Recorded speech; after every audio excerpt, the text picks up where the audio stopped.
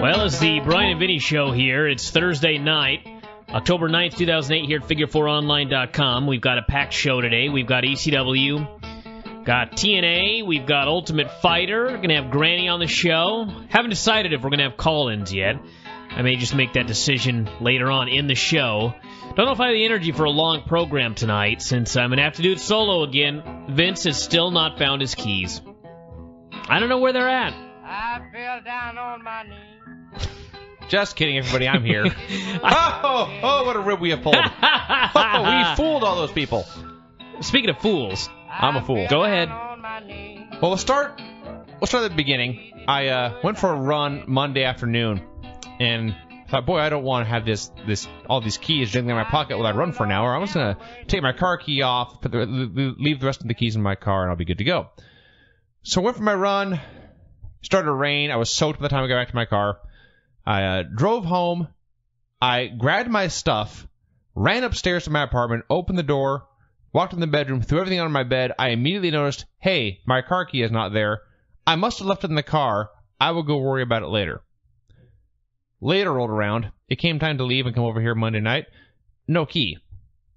To make a long story short, I tore apart. There was only 3 places it could have been. It could have been in the kitchen, it could have been in my bedroom, or it could have been in the car. I tore all 3 of these places apart, top to bottom, multiple times over and over. I went through all the garbage cans in the house. I went through my laundry hamper like 4 times, wondering if I had thrown it in there, if it had fallen somewhere.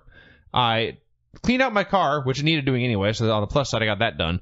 But there was no key to be found. And by the end of the night, I just said, you know what? I don't know where it is, and I don't care anymore. And I just needed to get a new key. And so the next day, I'm not making any of this up, I walked to the dealership, 4.5 miles. I walked there. I said, I need a new key. They said, did you bring your registration? I said, yes. Was it 4.5 miles uphill both ways, just out of curiosity? No, it's 4.5. I actually went home and Googled it. It was 4.5 miles. All right. It was uphill and then downhill both ways, to be precise. So they said, bring your registration and license, and I did. It cost me $7 and took them 5 minutes. They handed me a new key. Then, thankfully, my cousin's a mechanic there who happened to be going on a break, and he gave me a ride home. And he dropped me off and said, make sure your key works. I said, okay. And I tried my new key, and it started right away. And I thought, hey, great, my car works. I should mention, for those of you confused, I had the electronic keyless entry deal, so I could get into and out of the car. I just couldn't start it or move it anywhere.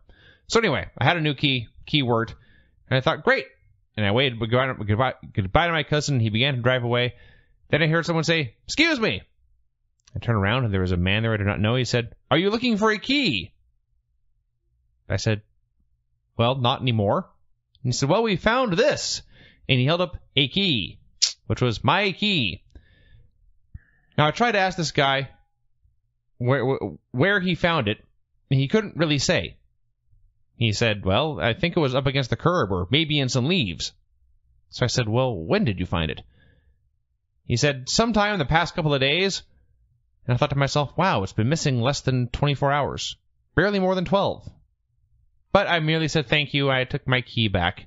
So because of my own dumbness in A, dropping the key, and then B, not being able to find it because it was against the curb or in some leaves, I was out 7 hours of watching wrestling.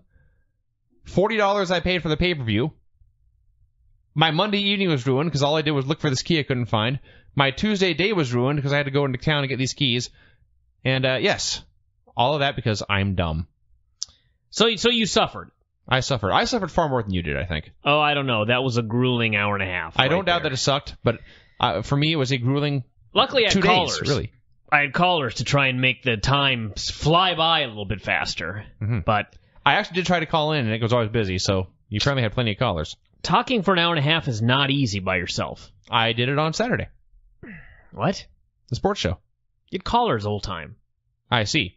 That's a break, at least. Mm-hmm. It's not easy. Didn't you have callers, too? Yeah, I did. That's what I said. It's not easy to talk by yourself for an hour and a half. Well, there you go, then. Besides, you were out of steam after that hour and a half anyway on Saturday. I was drained, that's true. You were completely out of steam. I was gassed. Anyway, we're actually going to play a song here. I've loaded all the drop boards onto one drop board. All of the songs and drops and everything on my computer is all on one drop board now. I never knew I could do this till just now. So Don't even start, everybody. I know that's the stupidest thing a man could possibly say, but it doesn't matter. So anyway, I'm going to play a quick song. We'll call Granny, and then I'll decide whether I want any callers on this program.